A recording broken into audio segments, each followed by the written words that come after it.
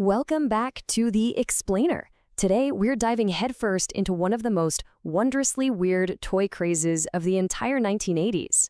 So, what exactly do a humanoid building, a teacup, and yes, a urinal all have in common?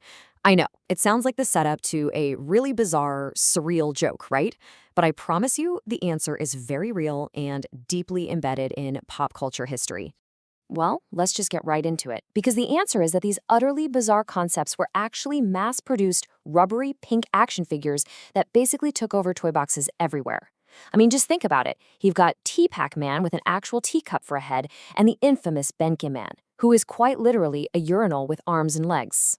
Section 1. Meet the Muscles, unpacking the pink plastic chaos. If you grew up around this era, you know exactly what these felt like in your hands. They were these tiny, completely unarticulated rubber figures featuring hundreds of totally unexplained wild character designs. And what's amazing is that kids in America were handed this sheer plastic chaos with absolutely zero backstory. There was no cartoon at the time to explain it, no comic book to tell us why a guy with a brick head was fighting a guy covered in eyeballs. We were just given the madness. And honestly, we loved it. Section 2. The Kinnikuman Connection, from Tokyo to Toy Boxes. 77 million. Let that number sink in for a second. To really understand the massive scale of this franchise, you have to realize that in Japan, these weren't just random, nameless little oddities. They originated from a Japanese manga called Kinnikuman, which was an absolute cultural juggernaut, selling over 77 million copies by 2021. It's a perfect example of this crazy cross-cultural adaptation. See, in Japan, Kinnikuman was a highly structured, incredibly popular wrestling manga, where characters were actually inspired by and named after real American wrestlers working overseas. But Mattel brought them to America, stripped away absolutely all of that structured context, and just sold them purely on their visual wackiness as strange, battling alien warriors. Section 3. The 1980s Toy Craze. Plastic nostalgia by the handful. Now, this franchise has some serious staying power.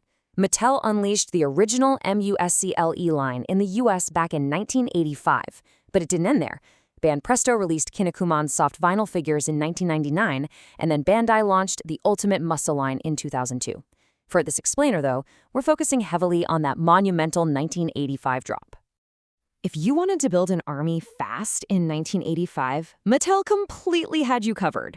You could buy massive quantities all at once through these 28-figure multi-packs. And they gave them the most intense Saturday morning cartoon names you can imagine. Thugbusters, Cosmic Crutchers, Mighty Maulers, and Cosmic Showdown. And here is the kicker. According to old scans of the 1986 Sears catalog, those massive 28 packs cost just $6.99. I mean, less than $7 for almost 30 toys. It perfectly explains why kids could amass literal buckets of these figures and why they ended up hiding in every single couch cushion in America. To turn that cheap price point into a full-blown obsession, Mattel pulled off a brilliant marketing tactic, the mail-away poster. If you sent in just one 28-pack proof of purchase or two 4-pack proofs, you got this massive checklist poster for your bedroom wall. This was genius because it tracked the expanding line and helped kids keep tabs on the rare non-pink color variations that were being introduced. Section 4. Categorizing the chaos, making sense of the madness. When you actually look at the master checklist, the sheer variety is pretty overwhelming. Just thinking about figures 001 to 010, kicking off with the main heroes Muscle Man and Terry Bull. Even in just that first batch of 10, the bizarre design choices are already firing on all cylinders. And the weirdness just builds. Moving on to figures 011 to 20, you've got characters like King Cobra. And then there's Sunshine, who is literally just a guy shaped like a brick archway. Trying to keep track of this level of detail requires some intense dedication. Then you get to figures 021 to 030, introducing characters like Ashura Man, boasting 6 fully sculpted arms. The dedication of the modern community here is honestly amazing. Groups like the M.U.S.C.L.E Preservation Society painstakingly documented and tracked every single figure from number 001 all the way to 236 just to create the ultimate master grid. But seriously, how do you organize 236 completely disconnected wild concepts? Well, Nathan's M.U.S.C.L. blog did something brilliant to categorize this chaos. They didn't just list numbers, they built a database out of madness. You can filter by body types, like flabby or supermuscular. You can search by character type to find the urinals, the buildings, or the planets.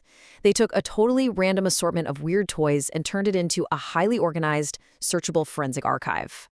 Section 5. The Collector's Holy Grails, the Hunt for the Unreleased. So what actually makes a figure a quote-unquote super rare, and why does it drive collectors absolutely crazy today? Well, we're talking about unreleased and undocumented figures that share the exact signature M.U.S.C.L.E plastic and even carry the official Y/N.S.T trademark. But here is the huge catch. They appear on absolutely no official posters anywhere. And that little detail sparks a massive, ongoing debate within the community, perfectly summarized by a quote from Nathan's M.U.S.L.E blog. Are they truly muscles? These random figures just sort of show up unexpectedly in bulk lots purchased from both the US and Japan. No fanfare, no announcements, they just exist. To quickly summarize the clues in this whole toy mystery, they were never shown on that mail-away poster we talked about. They are completely absent from all official promotional items. They are only periodically discovered by pure chance in random lots. And yet, physically, they feature the exact same plastic and official trademark.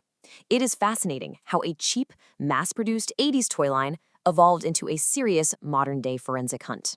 Which brings us to our final thought for today's explainer. Could you have a plastic gold mine just sitting in a shoebox up in your childhood attic? The next time you find yourself digging through old boxes of toys, you might want to take a closer look at those weird pink figures. You could literally be holding an undocumented super rare. Thanks so much for joining me on this deep dive into the chaotic world of M.U.S.C.L.E. And hey, keep your eyes open for the unexpected.